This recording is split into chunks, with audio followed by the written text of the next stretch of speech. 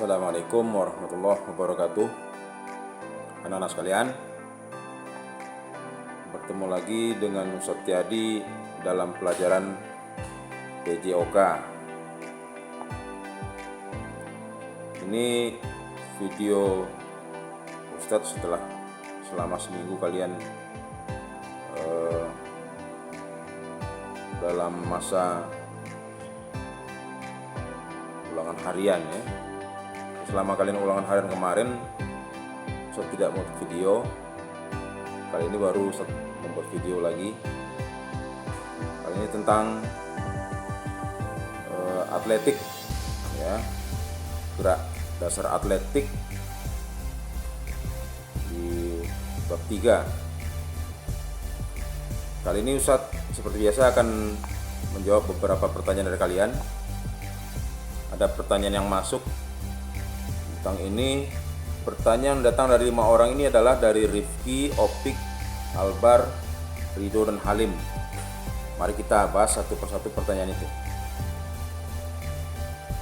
Pertanyaan pertama dari Rifki. Apa maksudnya permainan menyeimbangkan buku di halaman 51? Nah, ini kalian lihat halaman 51 buku kita. Nih, ada permainan menyeimbangkan buku nih. Ya. Nah, itu maksudnya bagaimana? Nah, Rifki, permainan menyeimbangkan buku di halaman 51 ini adalah disebut permainan membawa pesan. Permainan membawa pesan ini adalah kombinasi gerak jalan dan lari. Coba kamu lihat di sana, dari garis start yang berjarak 20 meter itu menuju ke tempat tumpukan buku, itu anak-anak akan berlari cepat. Ya. Jadi kelompoknya 4 orang, 1 orang akan berlari cepat ke arah tumpukan buku. Setelah sampai di tempat tumpukan buku diambil satu, dibawa di atas kepala tanpa dipegang. Nah, dari tempat tumpukan buku ke tempat mereka memulai beraktivitas tadi, kumpulan anak-anak, mereka akan berjalan.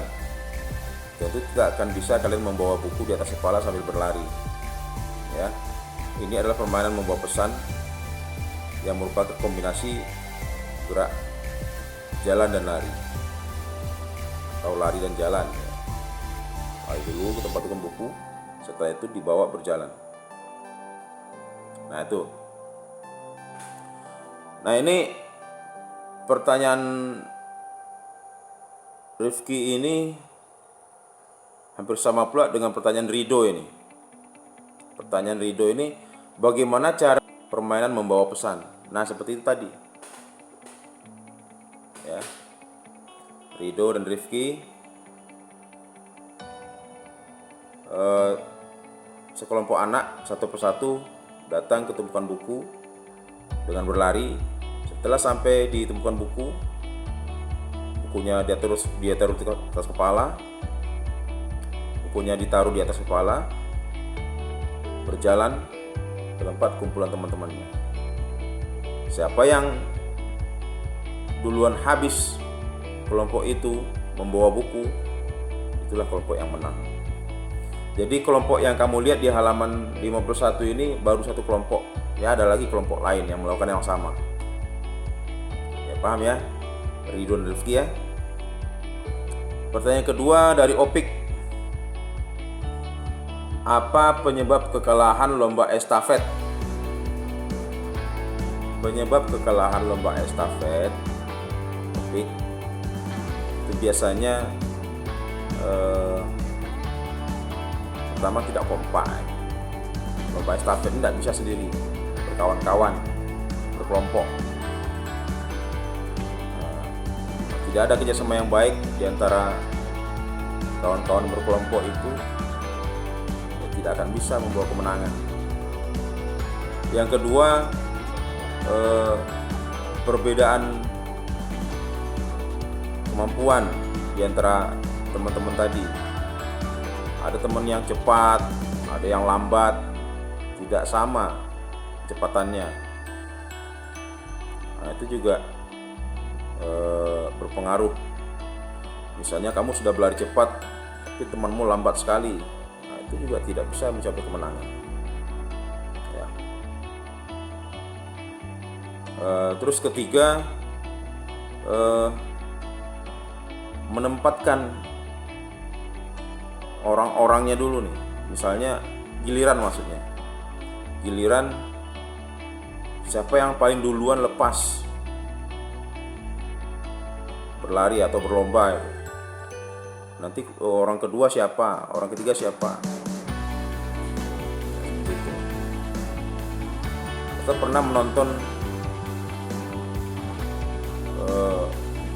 pertandingan renang estafet ya. Yang paling cepat itu ditaruh di giliran paling akhir. Di satu orang, jadi ada sekelompok orang, satu tim itu 4 orang biasanya renang dulu sampai ke ujung, itu sampai lagi ke tempat asal orang kedua, sampai lagi ke tempat asal orang kedua tadi, orang ketiga pula melompat sampai akhirnya orang keempat. Orang keempat adalah orang yang tercepat. Nah, saya pernah menonton pertandingan seperti itu. Jadi itu adalah strategi, salah satu strategi yang diterapkan. Nah, setiap pelatih tentu berbeda lagi strateginya, tidak sama ya. Oke, berikutnya pertanyaan dari Halim. Bagaimana sikap yang baik dalam melakukan kombinasi lari dan melempar dalam atletik? Lari dan melempar dalam atletik itu kita temui di halaman 54 buku PJOK kita. Nah, ini sekelompok anak. Nah, saya perlihatkan bukunya nih ya, halaman 54. Sekelompok anak bermain lari estafet melempar bola, jadi berlari dan melempar. Nah, ini yang kita lihat ini baru sekelompok anak, ini satu tim. Jadi ada tim lain yang melakukan hal sama ya. Ini Ustaz perlihatkan cara bermainnya. Ini anak pertama, misalnya dia berlari nih dari sini, berlari sampai ke tempat melempar bola. Setelah sampai di tempat melempar bola, dia akan melempar pada anak kedua. Anak kedua ini berlari pula sampai ke tempat melempar bola. Setelah sampai di tempat melempar bola, melempar kepada anak ketiga. Sampai di tempat anak keempat berlari lagi ke tempat melempar bola, dilemparnya ke dalam kotak. Nah, siapa yang duluan habis melakukan semua gerak itu di dalam tim itu, nah itu tim yang menang ya. Jadi yang kita lihat ini baru satu tim ya, begitu sama dia nih supaya cepat nih. Ada tim yang lain melakukan hal yang sama ya. Nah, seperti itulah kira-kira permainannya. Nah, sikap kita tentu saja harus jujur ya. Jujur artinya melempar kepada teman tim kita itu ya dengan cara yang tepat, tidak mencurangi ya, atau malah mengganggu teman tim yang lain, diolok-olok, wah kamu lambat, nah tidak boleh ya. Jadi berlombalah dengan cara yang sportif, jujur dan tidak mengganggu tim lawan ya. Seperti itu. Nah anak-anak, itulah pertanyaan kalian yang sudah saya jawab di video ini. Mudah-mudahan kalian paham. Dalam kondisi pandemi ini, saya tidak bisa meminta kalian berpraktek melakukan gerak-gerak atletik yang bersifat estafet ini.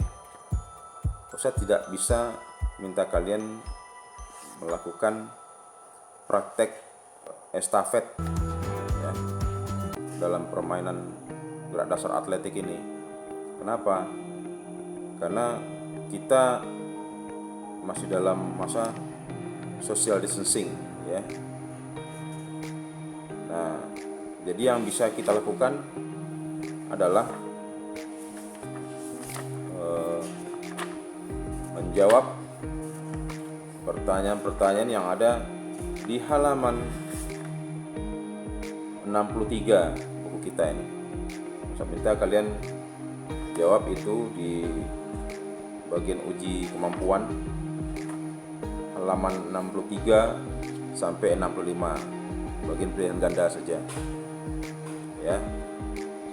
Kalau kalian ingin berlatih secara fisik, ketahuilah bahwa gerak atletik ini itu ada 4 ya. Yang pertama jalan, lari, lompat, dan lempar ya. Kalian lakukan itu secara mandiri di rumah.